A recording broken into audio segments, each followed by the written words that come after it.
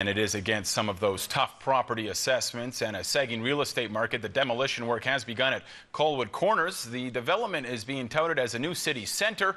CTV's Brett Manier toured the site today, and he joins us now live with more. Brett. Yes, well, Joe, we spoke with the developer and city officials who are both excited to see this thing finally get off the ground.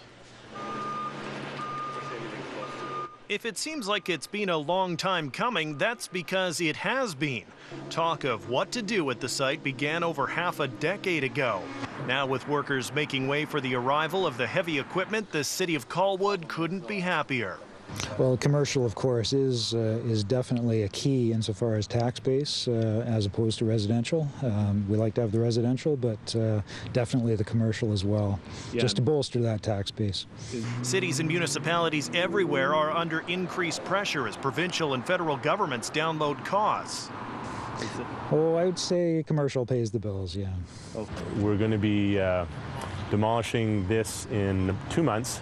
The plan calls for the eventual development of a 10-acre site with up to 3.8 million square feet of floor space, creating a new downtown core for Colwood.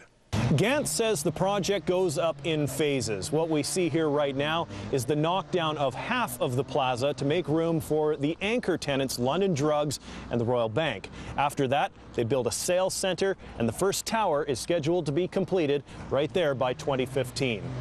So all of the dark blue is what's being demolished right now, and all of these houses along the back in Jerome Road have been taken down already.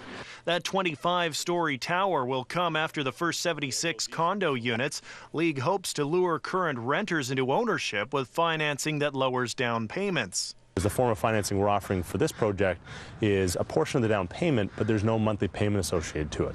So that the increase in value of the property pays for the financing over time so that you as a homeowner don't have to. That's assuming property values go up. Today's assessments had the average Colwood home down by $10,000, something Gant says he's not too worried about. Yeah, not necessarily. I mean, this is a large project, and we've gone through a massive downturn since we started the project. We probably got in at almost close to the peak with this site, got it zoned very quickly, and then had a period of redesign through the credit crisis where we had to reformat how we're going to phase the project to be able to continue building it. If it came down to it, he says League could raise the amount of commercial space to market housing to compensate. Now, one other thing, as the plan sits right now, there is no LRT Hub as part of that plan. Gant says that's because that whole project is up in the air. He does say, though, that because of the phasing of Colwood Corners, if and when LRT is built, it could be easily worked into one of the phases down the road. The full build-out on this project, he expects, will last 15 to 20 years. So, Joe, plenty of time to get that done. And we'll be following it. Thanks, Brett. You bet.